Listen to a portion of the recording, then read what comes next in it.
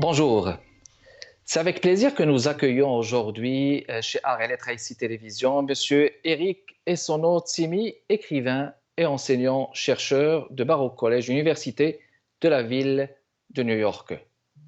Il est l'auteur de « De quoi la littérature africaine est-elle la littérature pour une critique décoloniale » paru récemment chez Presse Université de Montréal. Alors, je vous souhaite la bienvenue parmi nous, Monsieur Eric, chez Art et Lettres. Merci Kamal, merci beaucoup.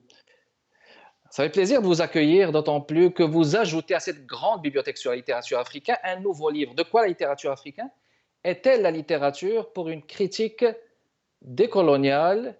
Un plaisir que j'ai eu de lire ce livre très documenté, on va dire, assez érudit, mais un titre intriguant. En parlant de quoi la littérature africaine est-elle la littérature, vous interpellez l'essence de la littérature africaine.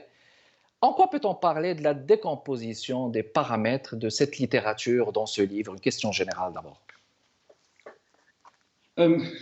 C'est une question générale et la réponse va être aussi générale parce qu'elle est ouverte. Donc, je n'apporte pas dans cet ouvrage une définition négative de ce qu'est la littérature, c'est-à-dire je ne dis pas ce qu'elle n'est pas. Je ne propose pas non plus une définition positive, c'est-à-dire que je ne fais pas une énumération de ce que serait cette littérature. Cela a été fait depuis des années. Nous avons suffisamment glosé les critiques, les chercheurs sur la définition de la littérature africaine. Donc, ce qui est implicite dans ce titre, donc, c'est son existence. Elle existe, cela va de soi. Mais alors, de quoi elle est l'objet? Parce que la question de quoi signifie en réalité que de quoi s'occupe-t-elle? Quels sont ses usages et ses représentations? Donc, on va donc d'un paradoxe à des tensions qui touchent à la fois la littérature et les écrivains. La littérature, évidemment, est comprise au sens large, puisqu'elle inclut, comme indiqué dans mon sous-titre, la critique. Parfait. Une critique décoloniale. On va en parler de manière plus précise. Il est question, entre autres aussi, d'aborder la nécessité d'adapter les principes de la critique, justement, à la sensibilité africaine, à la sensibilité de la littérature africaine. Et pourtant, il y a des grands ténors qui ont abordé cette sensibilité avec un grand brio. Je citerai entre exemples Léopold Sédar Senghor, Mpateba, Cheikh Hamidou Kane, Amadou Kourouma. La liste, elle est très longue. Et pourtant, ces gens-là, est-ce qu'ils n'étaient pas à l'avant-première quand même d'instituer des théories comme celle de la négritude, lorsque Léopold Sédar Senghor en a parlé? Est-ce que justement ces gens-là n'avaient pas apporté quand même une certaine plus-value à cette critique en l'enrichissant au niveau du bassin francophone en général? Évidemment, ce sont les pionniers de la littérature africaine moderne. C'est-à-dire qu'aujourd'hui, tout ce que nous faisons dans notre domaine est informé par les recherches, la critique, les études postcoloniales. Et qui dit postcolonial dit évidemment les travaux de Fanon, d'Albert Memmi, de Senghor que vous avez cité évidemment, et son mouvement de la négritude, qui est un mouvement transnational qu'on a retrouvé même au même moment aux États-Unis à travers les auteurs de la Harlem Renaissance. Donc il y a évidemment dans le travail que je fais une préoccupation, on va dire, de renouvellement, c'est-à-dire que j'essaye d'appliquer à la recherche, je pense que j'y arrive, de nouveaux concepts opératoires. C'est-à-dire que nous avons parlé de l'écriture, très bien, mais aujourd'hui, nous avons parlé de langue. Cela a été pendant des années, y compris surtout dans la critique menée par des écrivains anglophones comme Gucci Watingo et Cheranta Diop aussi, qui ont posé le problème de la langue dans la littérature africaine. Donc, j'essaie donc d'élargir l'horizon des attentes, l'horizon de nos exigences en tant qu'auteur, en tant que lecteur. Donc, il y a une dimension évidemment réflexive. Je suis, vous l'avez souligné, je suis auteur de romans, auteur de pièces de théâtre, auteur de nouvelles en anglais et en français. Alors, ce qui m'intéressait, c'était de voir comment aujourd'hui cette littérature, elle est lue, elle est enseignée, elle est critiquée. Donc, en ce qui concerne sa critique, donc, il s'agit de sortir de ce que Chamoiseau appelle le piège folklorique et que je vais tout simplement appeler le piège identitaire. Donc, décolonial signifie finalement défier le regard qui a été posé par l'autre et aussi par nous-mêmes. Parce que vous avez parlé des mouvements ou des mouvements fondateurs. Il y a eu beaucoup d'autres depuis la fin des années 2000, la fin des années 90, par exemple, qui n'étaient pas spécifiquement littéraires, mais qui étaient des mouvements culturels, comme l'afro-prianité, par exemple, la présence de plus en plus affirmée des diasporas africaines dans leur milieu de vie. Donc, cela a entraîné de nouvelles façons d'envisager le monde qui n'étaient pas tout à fait celles, par exemple, de la négritude. C'est-à-dire qu'on voit donc des logiques paradoxales d'appartenance et de déliaison. On voit des auteurs qui, à certains moments de leur carrière, revendiquent une sorte d'africanité, et à d'autres moments cherchent à tout prix à s'en émanciper. Donc tout cela, qu'est-ce qu'on en fait? C'est-à-dire que qu'est-ce qu'on évacue la question de l'identité comme étant un piège, ou de manière triviale, on fait avec. Donc c'est ce que je propose donc, d'intégrer donc la réalité de ce piège ou de notre position pour réinventer donc la littérature africaine de ce troisième millénaire. On va revenir à la discussion avec vous, Monsieur Eric, et on va faire une pause. On vous revient dans les prochaines minutes, mesdames et messieurs. Restez avec nous. De retour avec vous, mesdames et messieurs. On accueille un auteur qui vient d'écrire un livre phare au niveau de la littérature africaine. Son nom, c'est Eric Esson-Otsimi. Le titre, De quoi la littérature africaine était la littérature pour une critique décoloniale. On revient avec vous, Monsieur Eric. Je mentionne à la page 90 ce passage criant de vérité, justement, et qui est le suivant. À la page 90, il convient de reconfigurer les tracés identitaires entre les pays de destination et installation, les pays d'origine et les frontières habitées, parce qu'elles n'ont pu être éclatées. Les présomptions de l'institution littéraire assignent à résidence les auteurs à origine, comme on dit, chanteurs à voix, pour désigner les artistes dont le génie particulier tient à un timbre vocal unique. Alors, est-ce que vous pensez que justement toute la littérature du Sud issue de la francophonie souffre justement de cet handicap du tracé identitaire? C'est-à-dire, on essaie de, n'est-ce pas, de confiner ces littéraires, ces gens du Sud, que ce soit des gens d'Afrique, de l'Afrique du Nord ou même des Caraïbes, des Antilles, on essaie toutefois de les assigner à résidence. Ce terme est beaucoup plus contemporain, l'assignation à résidence, et ils ne peuvent prétendre à un certain génie francophone au-delà, n'est-ce pas, du carré français, là où il y a une reconnaissance de la littérature en général. Est-ce que vous pensez que justement cette assignation, elle est très présente, surtout dans le bassin sud de la francophonie du Sud? Oui, elle n'est pas simplement présente, elle est structurante. Mais je voudrais souligner que ce n'est pas cette assignation n'est pas simplement subie. C'est-à-dire que les écrivains africains s'en servent comme d'autant de ressources. C'est-à-dire que la littérature africaine, si elle a pu s'appeler migritude, si elle a pu s'appeler, en fait, du point de vue de la critique, si elle a pu revendiquer d'être monde, c'était toujours en réaction. Donc, au mouvement d'assignation, il y a un mouvement de création et de recomposition. Les écrivains ne sont pas des victimes. Donc, la littérature qui existe, elle est suffisamment forte pour ne pas considérer que cette assignation, que ces limitations ces contraintes aient été simplement négatives pour la littérature africaine et son déploiement. Donc, ce qui constitue un paradoxe, donc, peut, pour le critique, devenir une tension méthodologique positive. C'est-à-dire que comment les écrivains exploitent la question de l'identité. C'est-à-dire qu'il y a, comment est-ce qu'ils en jouent, hein, comment ils négocient avec ça. Oui, parce que autant l'écrivain peut refuser cette assignation, autant nous ne pouvons pas interdire au lecteur de voir un auteur africain, c'est sa liberté de lecteur. C'est-à-dire que la liberté de l'auteur, elle est celle de proposer, de soumettre une œuvre publique.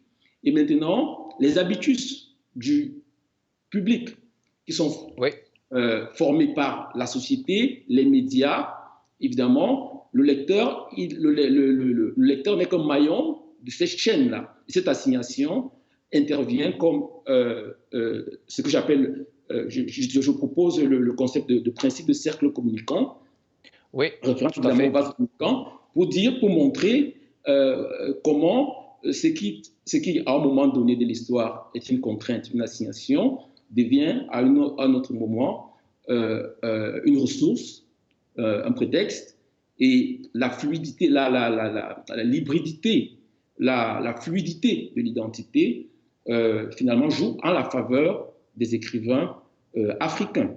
Ça, c'est mon point de vue. Donc, vous faites bien de souligner un renouveau des imaginaires, évidemment, qui est plus diversifié.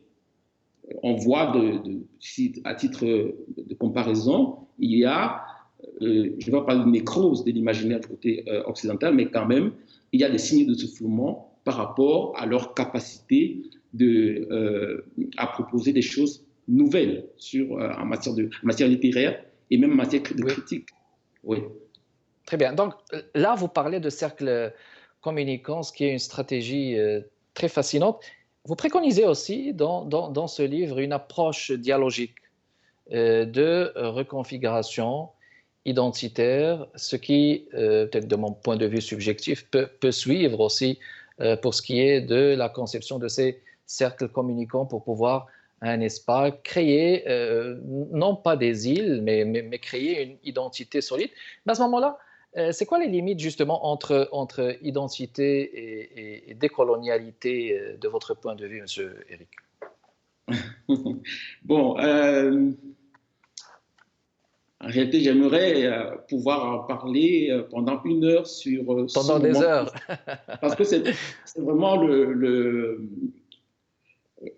point d'articulation, le moment clé de mon ouvrage. C'est-à-dire que ce que vous appelez soi dialogique, c'est un concept de psychologie sociale. Hein, on peut dire, de manière plus simple, de sociologie, de la littérature de sociologie. Parce que psychologie sociale, évidemment, c'est psychologie. Mais le concept, il a été proposé par un psychologue qui lui-même a acclimaté un concept d'un théoricien de la littérature, d'un linguiste, Bakhtin, qui avait parlé de dialectisme. On va juste faire une pause, on va rebondir encore sur le sujet. Restez avec nous, mesdames et messieurs. Éric Essonot-Simi, c'est notre invité d'aujourd'hui, auteur du livre « De quoi la littérature africaine est-elle la littérature pour une critique décoloniale ?» À tout de suite.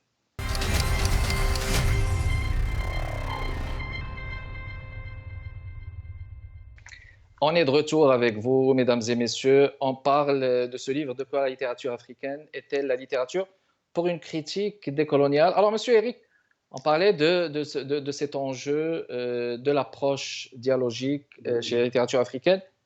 Et j'aimerais qu'on parle, si vous permettez brièvement, parce que vous avez poussé la recherche au niveau de ces 4 entretiens. 4 entretiens avec 4 écrivains, Monza Mujila, Max Lobé, Henley Boum, Galix Béala. Il y a certaines notions qui émergent, puis en les lisant, on a eu l'impression que vous avez voulu peut-être communément arriver à un consensus, peut-être celui d'un certain engagement, ou peut-être celui de dire le féminisme avec la sensibilité africaine, peut-être aussi celui de la non-reconnaissance, de la question de l'édition, parce que l'édition aussi, c'est la reconnaissance, c'est le fait de donner un souffle au livre et le fait de dire que le livre existe grâce à l'édition.